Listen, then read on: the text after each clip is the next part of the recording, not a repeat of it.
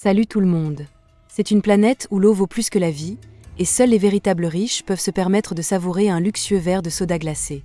Quant aux voleurs d'eau, ils sont enfermés dans des cages de verre pour que toute l'eau de leur corps s'évapore sous le soleil brûlant, et les terres arides et surchauffées deviennent leur dernière demeure.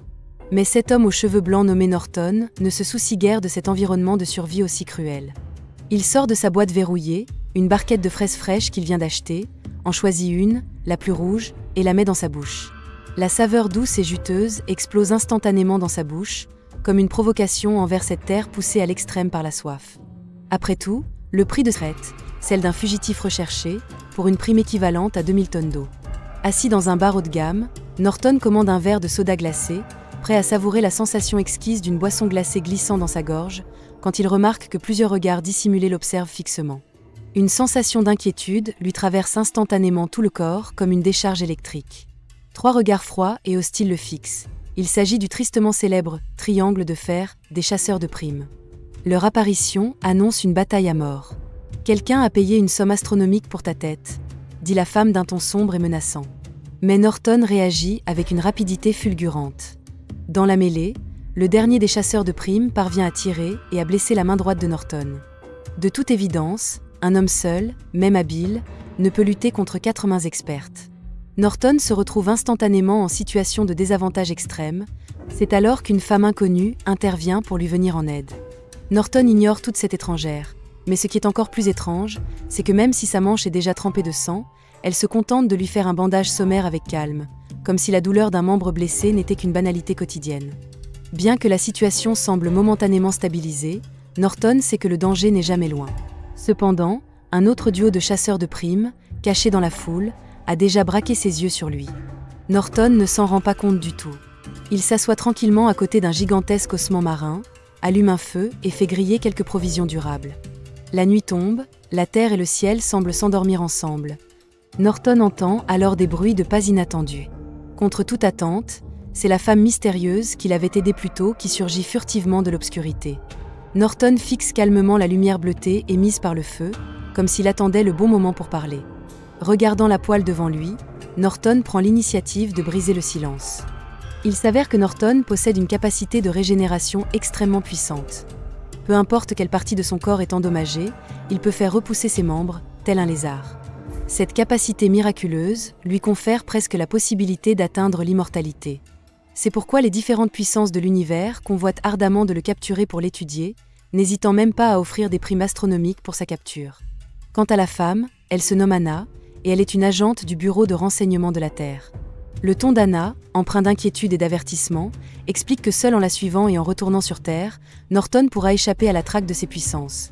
Sinon, tôt ou tard, il deviendrait un simple spécimen sur une table d'expérimentation.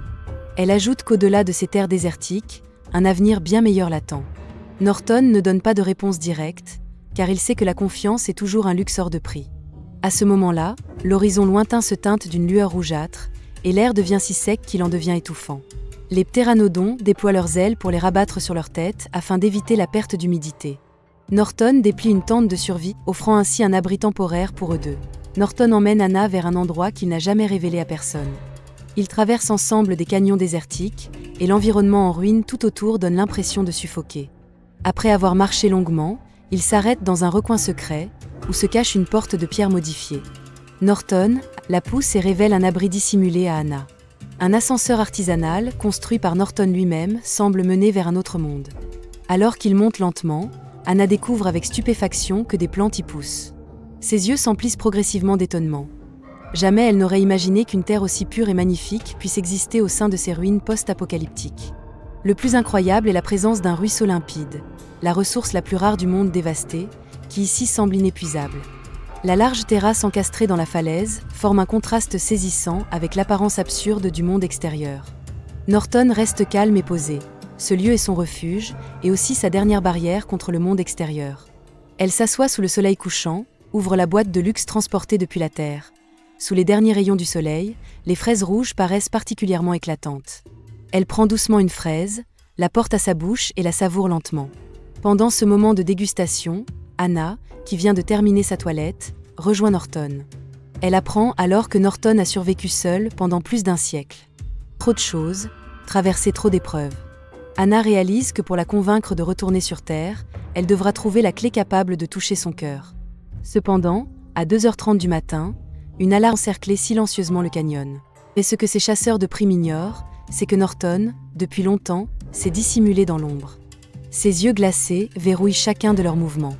Avec un léger souffle de vent, le premier chasseur de primes s'effondre si Norton leva péniblement la tête pour observer la situation, et il découvrit que le bras d'Anna n'était pas fait de chair et de sang, mais d'un matériau métallique spécial. Il était clair qu'Anna n'était pas une humaine ordinaire.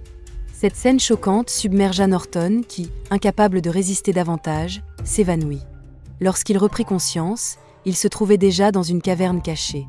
Anna lui expliqua alors qu'elle avait été victime d'un grave accident plusieurs années auparavant et qu'elle n'avait survécu qu'après avoir subi des modifications mécaniques. Désormais, hormis son cerveau, tout son corps était composé de titane et de métal. Sa vitesse et sa capacité de décision surpassaient largement les limites humaines.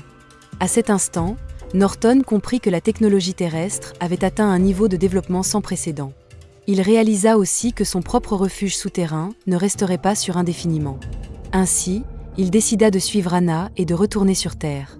Peut-être que là-bas, comme Anna le disait, se trouvait son unique foyer. En même temps, deux âmes solitaires s'enlacèrent, attendant ensemble un futur magnifique, enviable.